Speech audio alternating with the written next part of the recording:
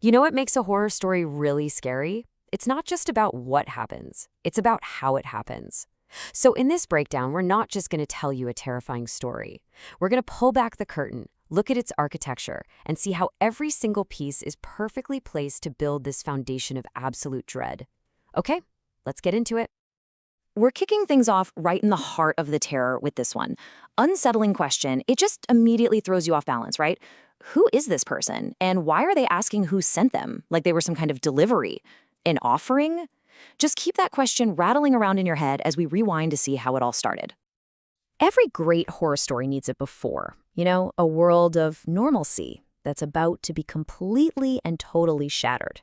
For this story, that world starts with something as simple, as relatable, as a family picnic on a perfect day. So meet the Sharma family, a totally normal, happy family. You got the dad, Rajiv, the mom, Sunita, and their two kids, Ayush and Niharika.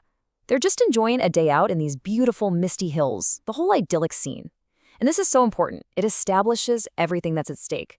It makes the darkness that's coming feel so much more awful. And here we go. This is the moment, the pivot point, a suggestion from a stranger that seems, well, pretty harmless. But look at the details. The temple's ancient, and worship only happens at night. It's a classic hook, right? Just strange enough to be fascinating. For the Sharma family, this is them taking that first fateful step off the safe path. All right, let's move into the next act of the story. This is where the whole vibe starts to shift.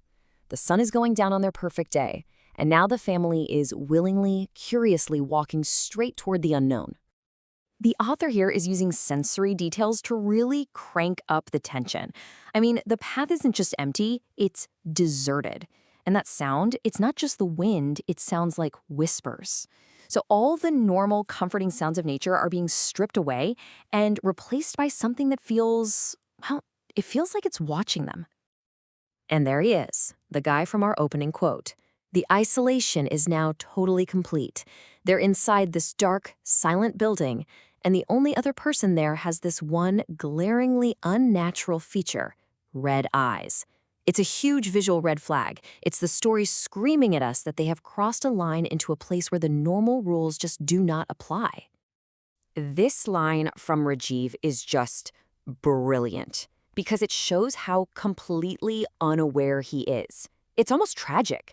He's still in tourist mode. He's smiling, he's being friendly, he's referencing the locals as this source of safety and information. He has no idea he's not in that perfect day world anymore. Boom. And with that one line, the floor just drops out.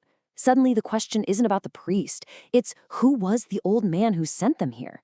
The whole foundation of their safety, this idea that they're in a known populated area, is just obliterated. They are completely alone. And they were lured here. The trap has just snapped shut. Okay, now we're hitting the climax. The psychological terror has been set up, and now it's time for the physical horror to kick in. The why doesn't matter anymore. All that matters is survival. And the story's title is about to make terrifying sense. Look at how fast things escalate here. It's a classic horror 1-2-3 punch. First, the environment itself turns against them, those sounds coming from the walls. Then, their only tool for safety, the light, starts to fail. And finally, the human threat in the room reveals its true inhuman nature. It's a sequence designed for maximum panic. And here's the monster reveal. It's not a man anymore. The description is just fantastic, isn't it? A shadow taking on flesh. That abstract threat that was just whispers and darkness a second ago, it now has a terrifying physical form right there in front of them. There is zero doubt about the danger they're in now. We start with 4, a whole family, full of curiosity, just walking into this temple together. This number is their entire world. It's their strength. Remember it, because the real horror of this story is built on watching that number change.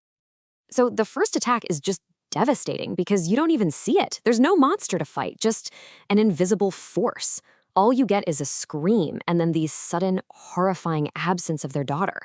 This plays on that deep, primal fear of the unknown.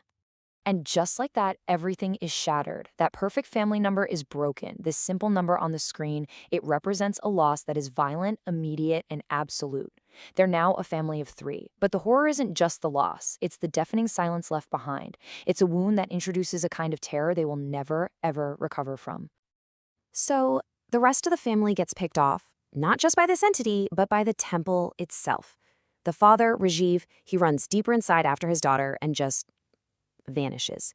The mother, Sunita, running on pure instinct, follows, and the temple traps her. The building is an active participant. It's like a hungry mouth closing on its meal. And then there was one. From a happy family of 4 to a single terrified child standing alone in the dark. That number is the very definition of isolation. All that warmth, the laughter from the picnic, all the love and safety, it's been consumed, devoured, leaving just this one little flickering flame in an overwhelming darkness. Now, the story could end here, and it would be a horrible tragedy. But really good horror, it always goes one step further. Let's get to the final, and maybe the most terrifying part of this whole structure.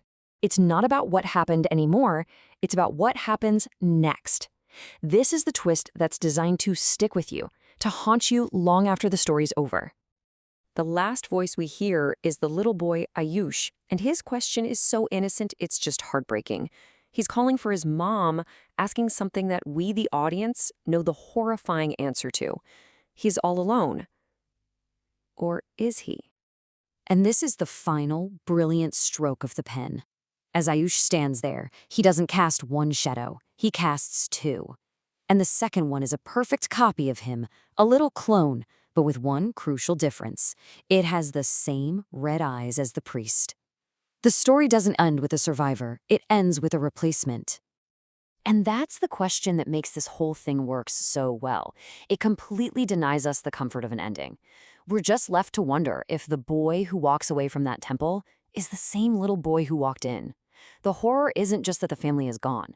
It's that the evil is now walking out into the world, wearing the face of an innocent child. And that is a truly terrifying thought to leave you with.